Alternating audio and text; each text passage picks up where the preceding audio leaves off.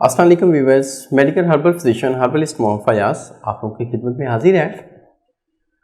मादा तौलीद को पैदा करने वाले बहुत सारे नुस्खा जात आपको बताएं, जड़ी बूटियां बताएं, तो आज आप लोगों को सब्जियां बताऊंगा कि इन सब्जियों के इस्तेमाल से मादा तौलीद यानी मनी को आप गाढ़ा कर सकते हैं और मनी की अफजाइश भी ज़्यादा होगी, स्पर्म ज़्यादा बनेंगे।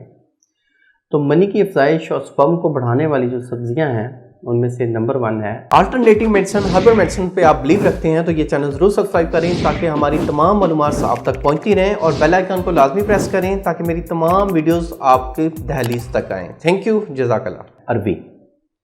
अरवी का ज़्यादा इस्तेमाल करें जिनमें मनी की किल्लत है, मादा तौलीद में पतलापन है।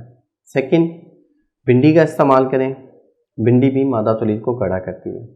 नंबर 3, बैंगन का इस्तेमाल भी मादा तौलीद को गाढ़ा करेगा, स्पर्म बढ़ाएगा।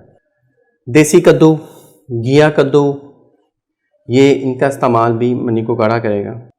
और इसके साथ साथ फलों में नंबर 1 पे जो है जो मादा तौलीद को ज़्यादा बनाता है, देखो कार्बोहाइड्रेट्स वाली जो चीज़ें होंगी जिनमें फास्ट फूड्स होगा तो केले में बहुत सारा पाया जाता है, तो केले का इस्तेमाल डेली 2 से 3 किलो का इस्तेमाल मादा तौलीद को इंशाल्लाह बढ़ाएगा और स्पर्म भी पैदा करेगा। डेली एक अमरूद मेदे को सेट रखेगा और मादा तौलीद को बढ़ाएगा।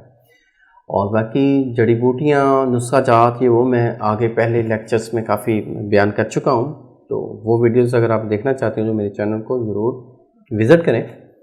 तो उम्मीद करता हूँ मेरे इस लेक्चर को आप लोगों ने पसंद किया होगा। अल्लाह हामी नासिर हो। शुक्रिया, जज़ाकल्लाह, अल्लाह हाफ़िज़।